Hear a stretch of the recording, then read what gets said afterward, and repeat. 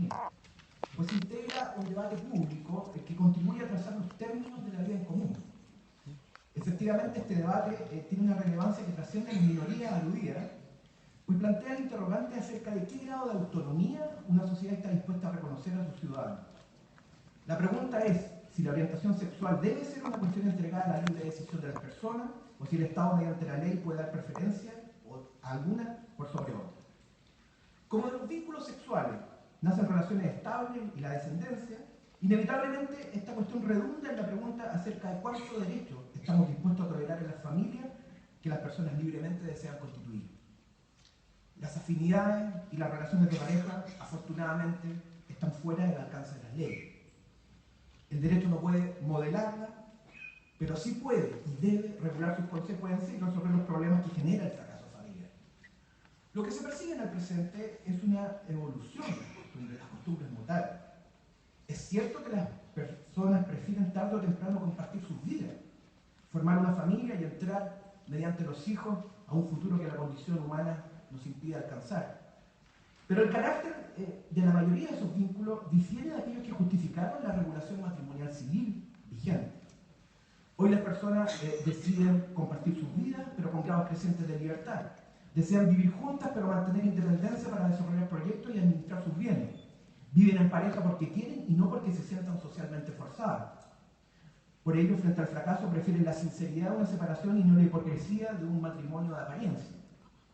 La misma diversidad actual lleva a reconocer que una familia existe con independencia de la orientación sexual de sus integrantes y que todos pueden recurrir a la procreación asistida y a la adopción. Sin duda que junto a estas nuevas formas familiares coexiste otra más tradicional, modelo que inspiró la actual regulación civil. La ley no puede, como indiqué, alterar esta diversidad familiar, no tiene herramientas para hacerlo, no es su misión, pero sí puede y debe otorgarle a toda una regulación adaptada. Todos los modelos de relación de pareja ameritan una regulación adecuada, porque la ley civil es un instrumento de tolerancia y de justicia, y no de imposición de convicciones morales. Para lograr ese fin, en verdad, las soluciones se pueden resumir a todas, bastante simple. Abrir, volver funcional, liberalizar el matrimonio, volveré sobre este tema más adelante, o bien crear figuras alternativas de reconocimiento de las convivencias. El primer camino es preferible, pues evita discriminaciones, abriendo el matrimonio a las parejas homosexuales. Otorga al mismo tiempo regulaciones patrimoniales funcionales y simplifica si se hace el quiebre, si se vuelve funcional el matrimonio. La segunda solución obliga a crear figuras contractuales imperfectas, híbridas, se dice, pues solo regulan algunos aspectos patrimoniales y lo hacen de manera bastante rápida, constituyendo necesariamente un vínculo con menos derechos y menos protección. Es precisamente la obstinación en mantener el matrimonio inalterado en las leyes civiles, desconociendo esta diversidad, la que ha conducido a varios países a la creación de pactos de unión civil hace ya varias décadas. El resultado es que las parejas han preferido y muy probablemente van a preferir siempre la libertad otorgada por estos pactos, mucho más ajustados a cierto, aunque con menos protección y derechos, y no una asfixiante regulación matrimonial. Sin duda que las parejas homosexuales constituyen una minoría a quienes el derecho en la actualidad, al menos hasta pasado mañana, los priva de toda forma de reconocimiento. El matrimonio está presente, está vedado. Los reconocimientos aislados que en la actualidad nuestro sistema jurídico contempla solo benefician o beneficiaban a la madre de los hijos del difunto. Una forma eufemística de nombrar a la concubina que ha dado descendencia al causante, utilizado en algunas leyes tradicionales. Los únicos reconocimientos a las parejas homosexuales que presente vienen más bien inspirados en la voluntad de sancionar, como ocurre en materia de violencia intrafamiliar. En la nomenclatura, por eso, de los estudios sobre la materia, los homosexuales convivientes son de esas uniones de hecho forzadas, que se mantienen al margen de la ley por voluntad de ésta y no por decisión libre de ellos. Y esto marca una diferencia importante con las parejas heterosexuales sin vínculos anteriores, quienes se mantienen al margen de matrimonio por opción o por desinterés. La cuestión que debería resolverse entonces es si esta regulación patrimonial del acuerdo de unión civil les será útil. Mientras se espera un clima social o político más favorable al matrimonio igualitario, que parece que la respuesta eso lo demuestra, ya existe, el consenso social. En esta materia es posible concluir que una regulación civil, como la contenida del acuerdo de unión civil, de uniones heterosexuales y homosexuales, es socialmente útil esencialmente por dos razones. Uno, principalmente problemas pecuniarios a resolver, y dos, porque la regulación, digámoslo o no, y es bienvenido desde mi punto de vista, les da una cierta legitimación, que puede inferirse que también persiguen cierto grupo. La convivencia heterosexual y la convivencia homosexual, desde el momento que se prolongan de manera estable en el tiempo, generan similares problemas que el matrimonio y que el sistema jurídico debe resolver. Es sabido que en la armonía familiar, el derecho civil tiene un papel casi inexistente. Es en el conflicto, en la tensión, en el quiebre o en la muerte, donde las personas resultan incapaces de resolver espontáneamente tales conflictos y el derecho debe intervenir. En verdad, la causa del conflicto no es la convivencia, sino la congruencia de dos factores. Por una parte, la desaveniencia y por otra parte, la propiedad. Es en el surgimiento del patrimonio familiar construido por la pareja el que hace surgir, emerger la discordia, esencialmente luego del quiebre sentimental, y la necesidad de que el derecho intervenga para proteger al comparativamente más desvalido. Es por eso que las parejas jóvenes o aquellas inestables que no han tenido tiempo ni posibilidad de formar un patrimonio no presentan mayores problemas patrimoniales y el derecho en general no las alcanza. La continuidad del tiempo, la circunstancia que los proyectos compartidos se traduzcan en bienes adquiridos hace emerger la necesidad de derecho. Ahora bien, desde otra perspectiva, en efecto, durante la vida armoniosa de la pareja, bien poco puede contribuir el derecho civil, y eso es una larga discusión de cuál es el rol en la armonía familiar. En verdad, es un rol más casi administrativo, de inscripción de estado civil, de autorización de enajenaciones, etc. En cambio, en la ruptura se presentan los mayores inconvenientes. Después de años de formación de un patrimonio familiar, surge la pregunta de por qué uno va a partir sin bienes, porque el otro es el titular de lo mismo. Y aquí está la cuestión del conviviente, del válido, que viene resuelta en el proyecto a través, en la ley, ahora a través de la compensación económica. Luego, desde otra perspectiva, una regulación patrimonial de esta naturaleza de las convivencias resulta conveniente por el simbolismo que envuelve la ritualización jurídica de las convivencias. Es sabido que el matrimonio es una unión convertida en un rito civil y también religioso para la mayoría de las confesiones. Es cierto que la regulación patrimonial de las convivencias no equivale a abrir el matrimonio a estas parejas, pero también es cierto que cuando ese reconocimiento se materializa mediante la suscripción de un acuerdo ante el registro civil, lo tiene, lo va a tener. Y eso también es una ventaja de esta ley. Ahora, sin duda se podrá criticar el buscar un símil con el matrimonio a través de esta ley, que para algunos tiene una connotación sacramental que va más allá del contrato que establece la ley civil. Pero pareciera que el costo deriva algunas susceptibilidades sustancialmente inferiores al beneficio social que significa contribuir al reconocimiento de los proyectos de vida de un sector relevante de la población mediante la simbólica suscripción del pacto. Ahora luego, ¿qué podemos decir acerca de la génesis y del resultado de este proyecto, ahora ley de acuerdo a unión civil? Presentado en el año 2011, constituye uno de los varios textos legislativos en la materia que vienen discutiéndose desde el año 2010. Esto no debería impresionar, puesto que las leyes de familia son tributarias de las costumbres. Lo que sí impresiona es que el consenso social acerca de la necesidad de esta ley ya es bastante antiguo, y prueba de ello es que en las últimas 3 campañas presidenciales los candidatos lo han incluido en sus programas de gobierno. Ahora bien, por una peculiar reunión de circunstancias, a diferencia de otros países, esta ley en su redacción final parece envolver un acuerdo más bien idéntico al matrimonio, incluso mejorado en algunos aspectos, imperfecto en otros, pero que prescinde de la situación de los hijos. Es un matrimonio corregido, pero sin hijos.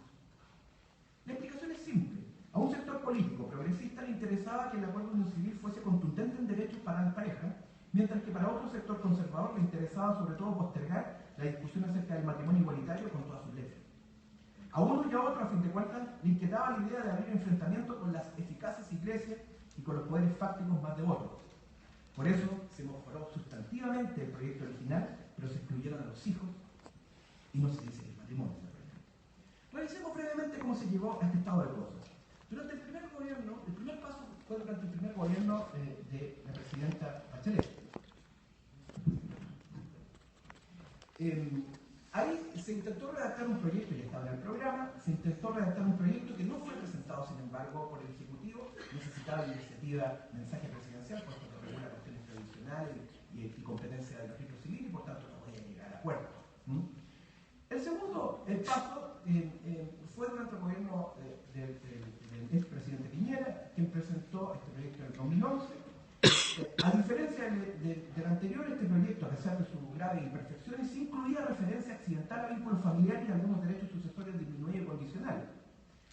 El proyecto recibió la tenaz resistencia de los sectores más conservadores del gobierno desde el primer día, y prueba de ello es que la versión anunciada públicamente en La Moneda, a diferencia de la que se presentó al día siguiente en Valparaíso, contenía compensación económica, y la que se presentó en Valparaíso no la contenía. Se quedó en Casablanca la compensación. Luego de ello, la Comisión de Constitución del Senado decidió abrir interminables sesiones públicas para escuchar a todos los actores, donde se dieron defensa del proyecto, pero sobre todo se dieron sotana y se presenciaron invocaciones al Sagrado Sacramento del matrimonio. El proyecto luego entró en un largo letargo que solo terminaría el año 2014. Como sea, ese proyecto de acuerdo de uso civil, de acuerdo de bien parezca, en su versión original era débil en derecho y muy imperfecto. Se trataba de un contrato que pretendía ser solo patrimonial, del que no derivaría Estado civil, pero que paradójicamente daría reconocimiento a una vida afectiva común. Intentaba proteger patrimonialmente a sus integrantes, pero reconocía una comunidad de bienes tan débil y derechos hereditarios tan disminuidos que en verdad no lo hacía. Formalizaba supuestamente una relación de afecto, respeto y ayuda mutua, pero su forma de terminación mostraba tal falta de consideración por el otro que es dudoso que fuese inconsistente con la dignidad humana. Envolvía un reconocimiento de las diversas formas de familia, pero entregaba la solución de los conflictos a los tribunales civiles.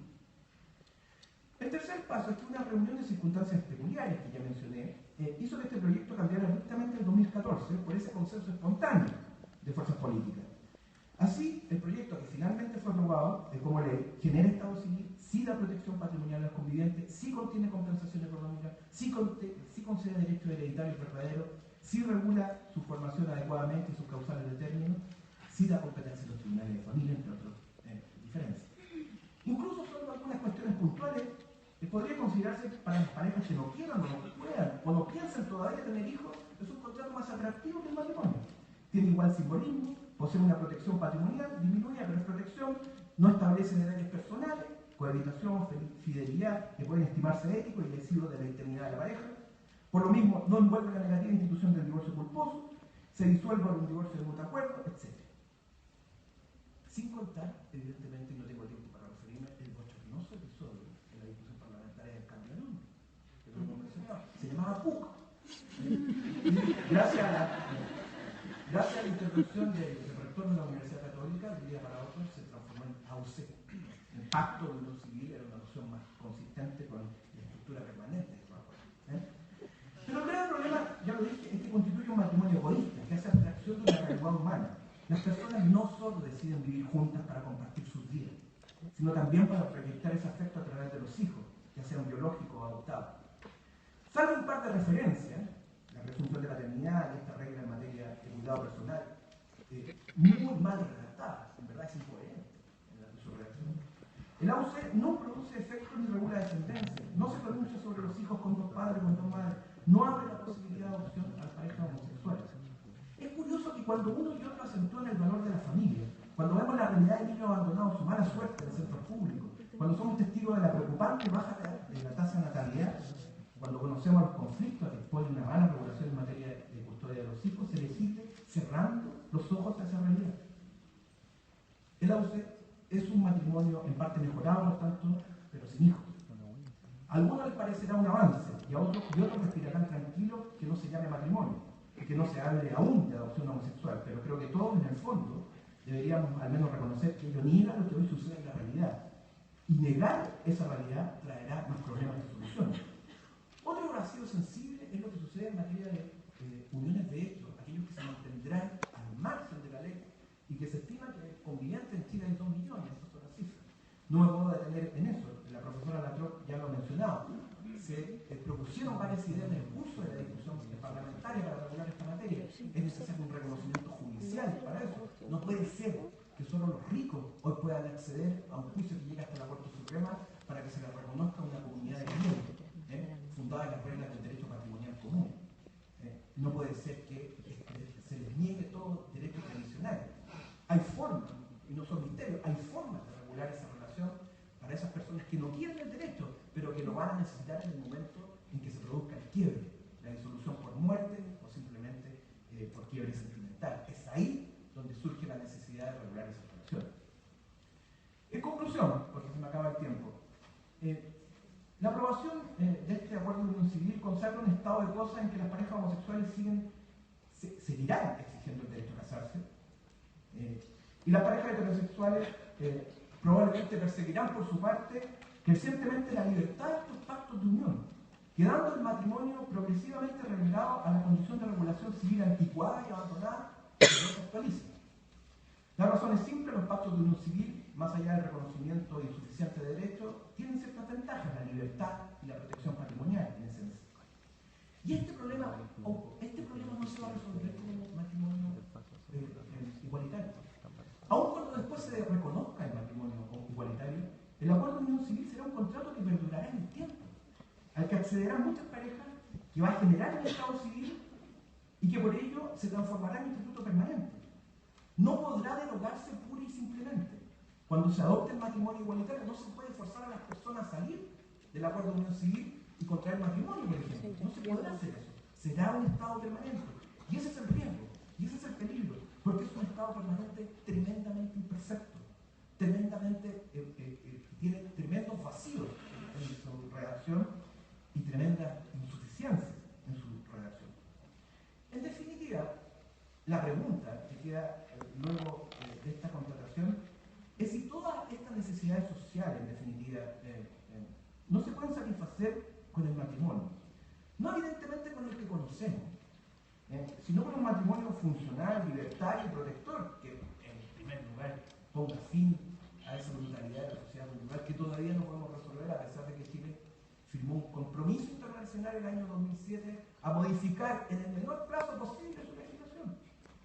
Un matrimonio, por tanto, pensado, funcional, que dé respuesta adecuada para las distintas formas de relación.